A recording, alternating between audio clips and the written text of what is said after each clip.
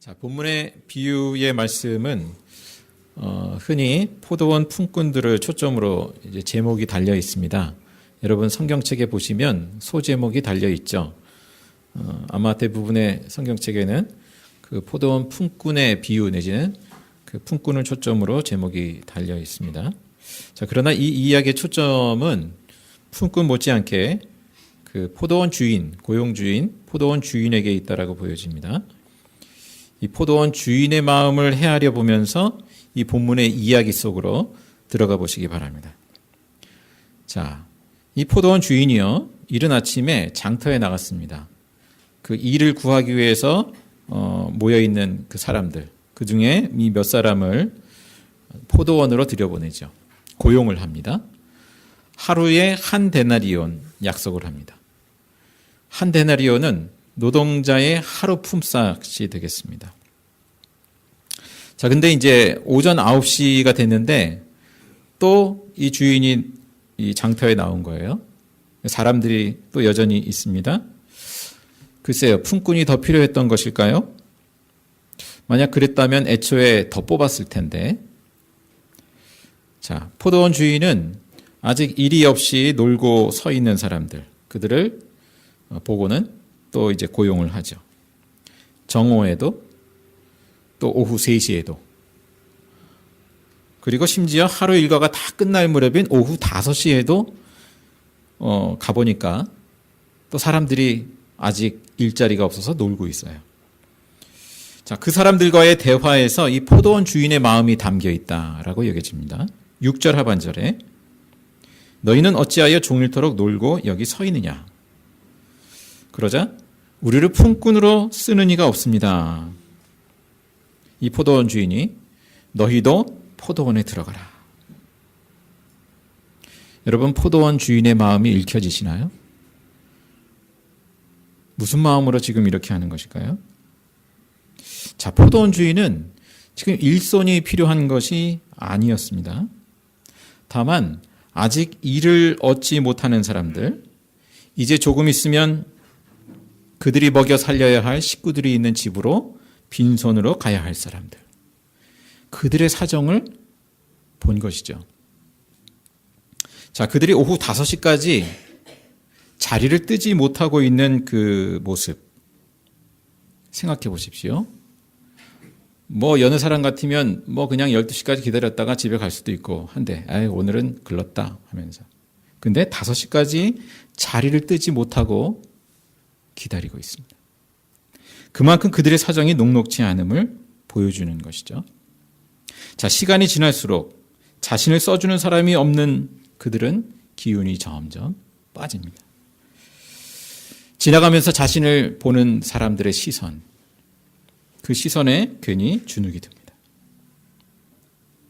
자신이 뭔가 먹을 것이라도 사들고 집으로 돌아오기를 기다리는 그 가족들이 눈에 밟힙니다.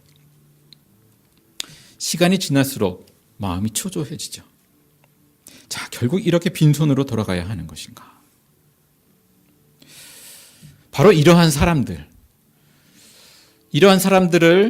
보았습니다. 포도원 주인에게는 긍휼의 마음, 그들 불쌍히 여기는 마음이 있습니다. 포도원 주인이 몇 번이나 장터에 나와본 이유가 바로 거기에 있는 것이죠. 자, 아마도 청지기를 대신, 이 청지기가 나중에 등장하는데 이 청지기를 대신 시킬 수 있음에도 불구하고 그렇게 주인이 직접 나온 이유가 거기에 있는 것이죠. 자, 이 5시에 부름받은 사람들, 이들에게 너희도 포도원에 들어가라. 이 말에 이 5시까지 기다렸던 사람들은 뭐 물을 것도 없이 그렇게 포도원으로 향합니다. 얼마를 쳐줄 건지 묻지도 따지지도 않고 응합니다. 아마 이쯤 되면 그들은 포도원 주인의 마음을 읽지 않았을까요? 이 포도원 주인이 매번 나와서 살펴보고 그래서 또 품꾼들을 들여보내고 그것을 보았습니다. 그리고 이제 파장할 때가 다 됐는데 그럼에도 불구하고 자기들을 포도원으로 들여보냅니다. 지금 포도원 주인이 일꾼이 필요해서 우리를 쓰는 게 아니구나.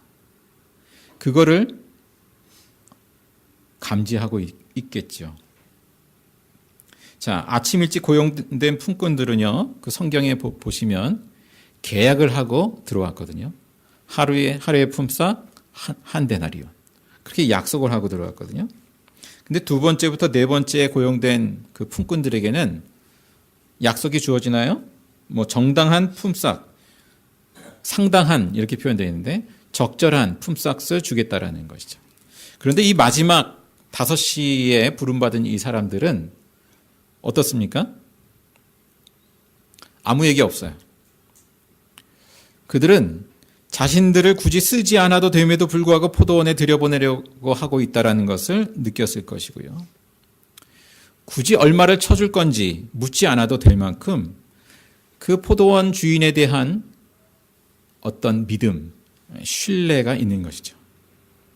포도원에 들여보내준 것만으로도 감지덕지였을 것입니다. 품삯이 얼마가 됐든 일단 일할 수 있게 되었다는 것만으로도 기쁘지 않았을까.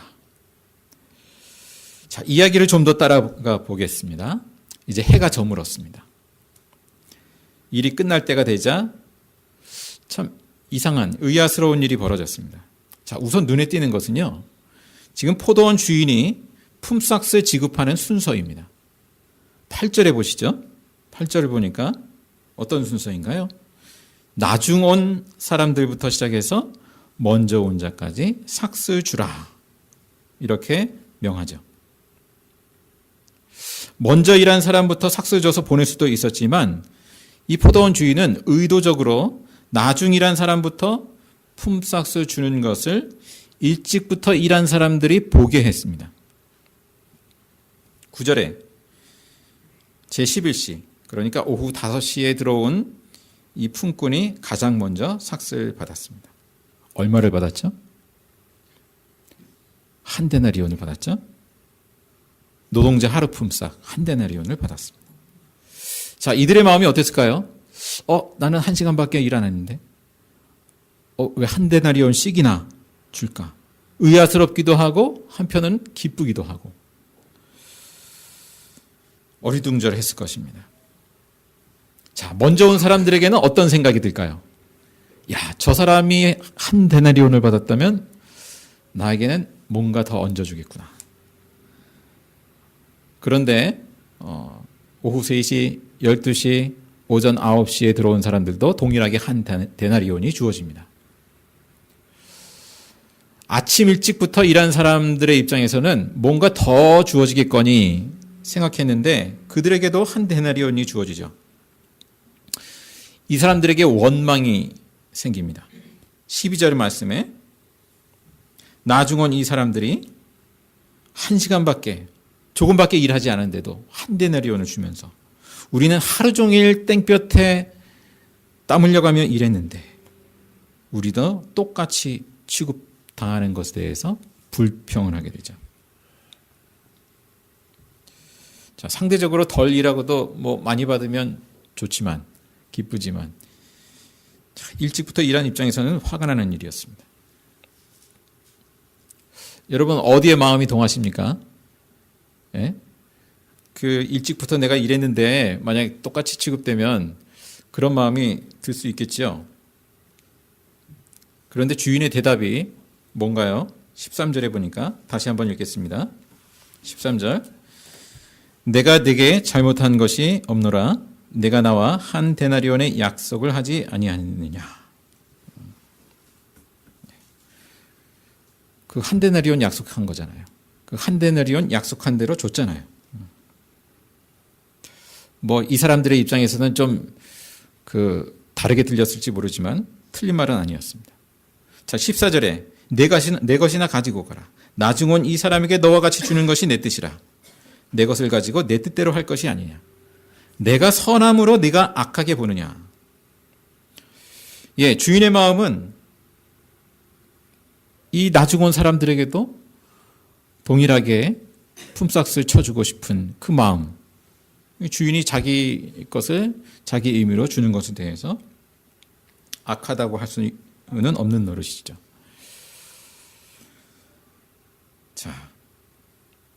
자, 예수님은 이러한 비유의 말씀을 하시면서요. 16절에 이렇게 마무리합니다. 16절 말씀을 같이 읽겠습니다.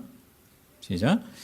이와 같이 나중된 자로서 먼저 되고 먼저 된 자로서 나중되리라. 자, 왜 이런 말씀을 하시는 것일까요?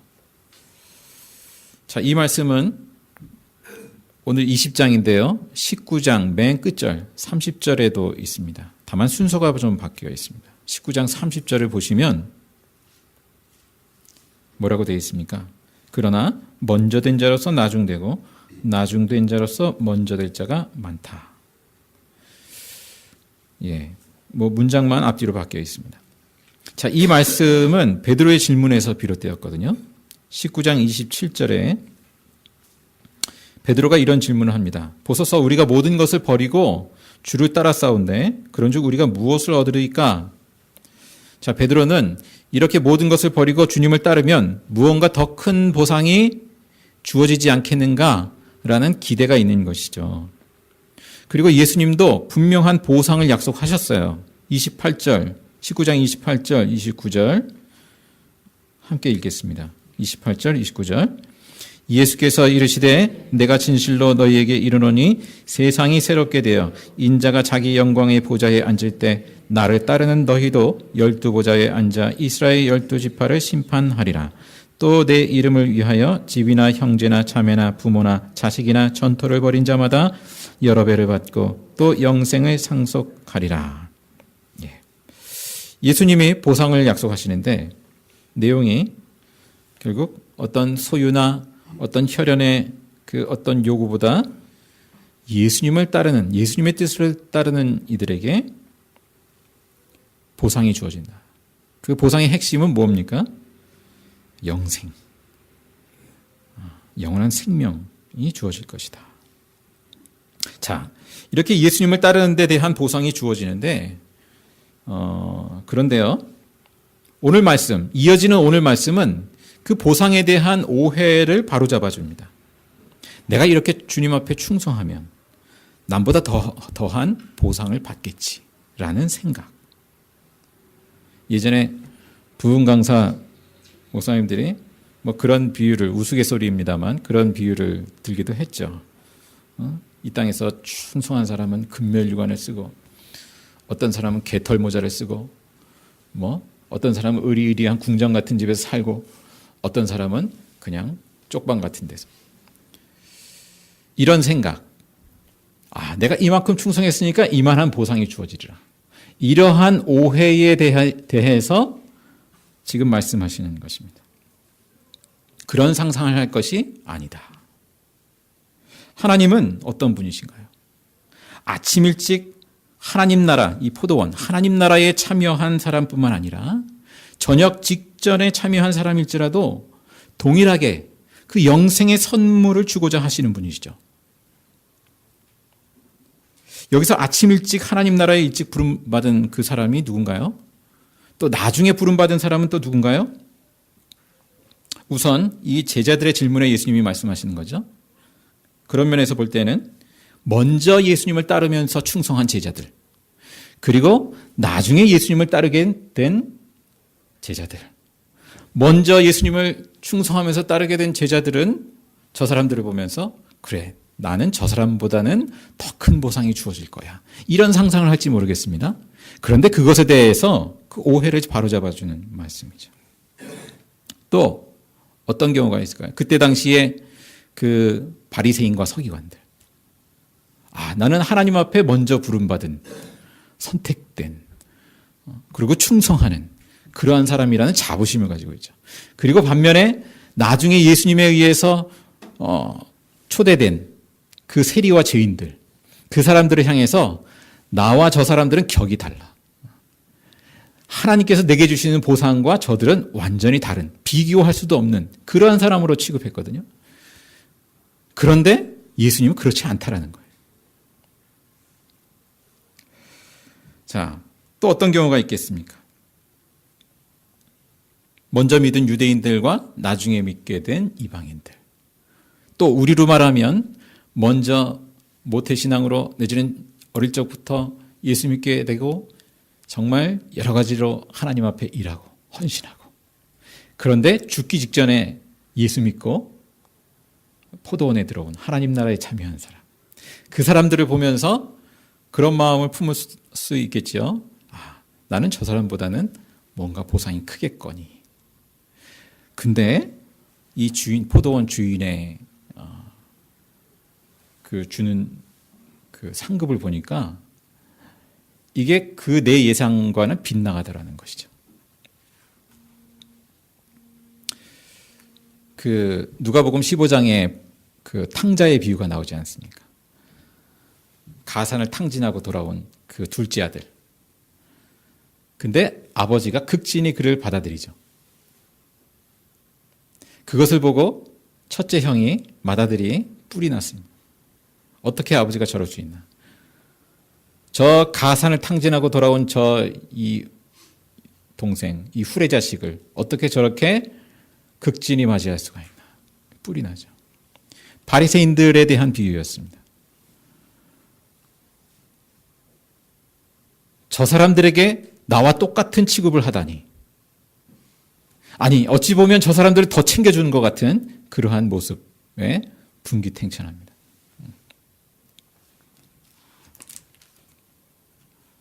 자, 저와 여러분은 이 포도원에, 이 하나님의 나라에 몇 시에 들어온 일꾼인가요? 예? 아침 일찍 들어오셨습니까? 여기 모태신앙이신 분 계십니까? 예? 아니면 적어도 그 청년 때 예수님을 믿게 되었다라는 분. 예. 황성수 지사님 대표로. 나는 오후 5시에 들어온 갓 예수를 믿게 된 포도원에 들어온 사람이다. 이런 분 또 계시나요? 계시겠죠? 또 어느 분은 정말 죽기 직전에 포도원에 들어온 분이 계십니다. 어떤 차이가 있습니까? 하나님께서는 그 모든 이들에게 영생의 선물을 동일하게 주신다. 보상이라고 하더라도, 뭔가 다른 게 있다 하더라도 그 영생의 선물에 비하면 아무것도 아닌 것이죠. 자, 우리가 몇 시에 들어왔든지 간에 우리가 그런 마음이기를 원해요. 오후 5시에 들여보내진 이 품꾼의 마음, 그 마음과 같기를 원합니다. 그들은 하나님이, 이 포도원 주인이 나를 써준 것만 해도 감사해요. 은혜예요. 나는 한 것도 없는데 이렇게 큰 은혜를 주다니, 영생의 은혜를 주시다니 감사합니다. 그들은 포도원 주인이 어떤 사람임을 감지하고 있어요. 하나님이 어떤 분임을, 하나님의 마음이 어떠함을 감지하고 있어요. 하나님의 마음이 어떠한가요? 지금 예수님의 이 비유의 말씀을 하시는 목적이 그 하나님의 마음을 보여주는 거거든요. 그 하나님의 마음을 동일하게 품기를 원하시는 거거든요. 지금 이 포도원 주인이 그 오후 5시 된 사람들까지도 그렇게 나와서 포도원에 들여보내는 이유가 무엇인가요? 일손이 부족하기 때문에? 아니죠. 그들에게도 품삯을 주고 싶었어요. 그것이 포도원 주인의 마음이었습니다.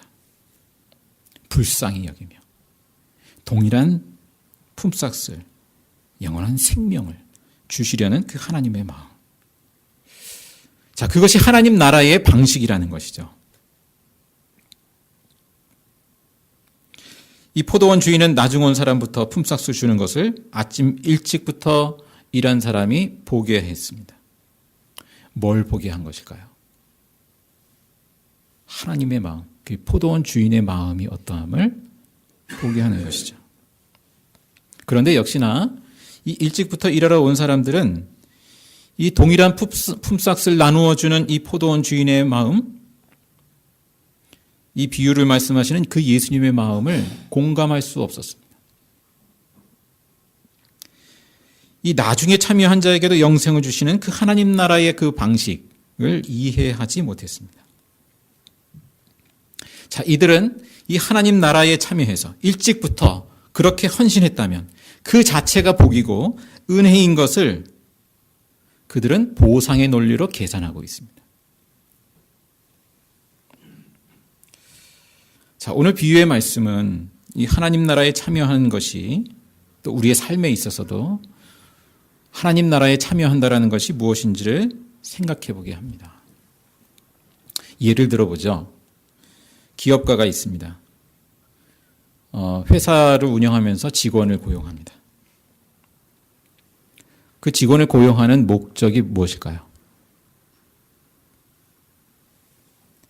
일 시켜서 돈을 벌기 위해 고용할 수 있겠죠.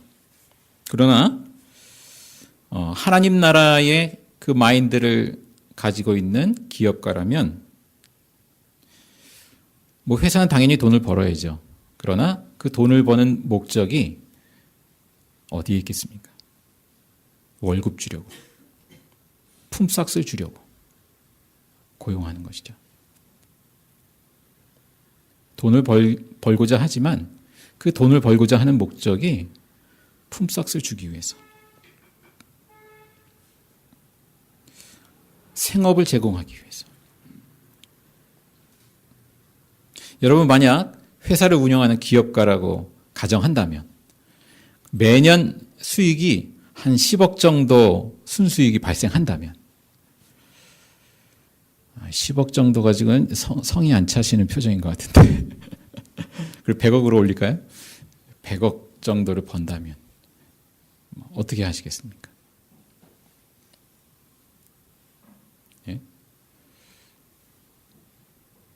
100억, 요즘 100억이 돈도 아닌 것 같아요. 아무튼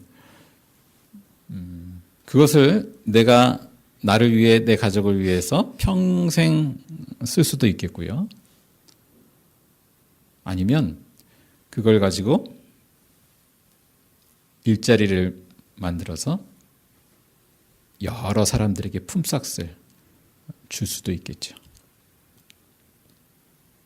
어느 쪽이 하나님의 나라의 방식이라 생각이 되시나요?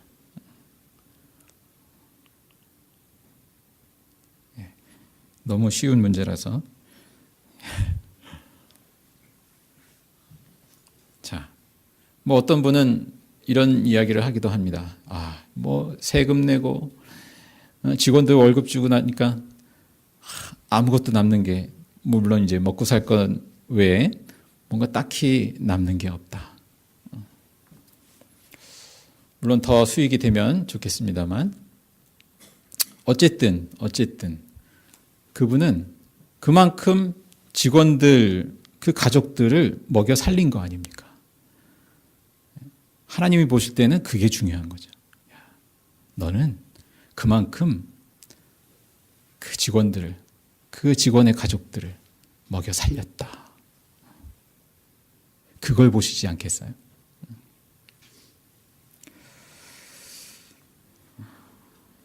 그렇게 했다면 참 하나님 나라에서 귀한 일이죠. 우리가 그 하나님이 보여주시는 그 긍휼, 그 십자가에 죽기까지 사랑하시고 용납하시는 그 사랑, 영생을 주시고자 하시는 그 하나님의 마음, 그 마음을 같이 하면서 그 모든 일을, 우리 범사의 모든 일을 그렇게 하나님 나라에 합당하게 우리가 감당할 수 있기를 간절히 바랍니다. 그렇게 하나님 나라에 참여하는, 헌신하는 그러한 일꾼으로 쓰임받기를 간절히 원합니다. 기도하겠습니다.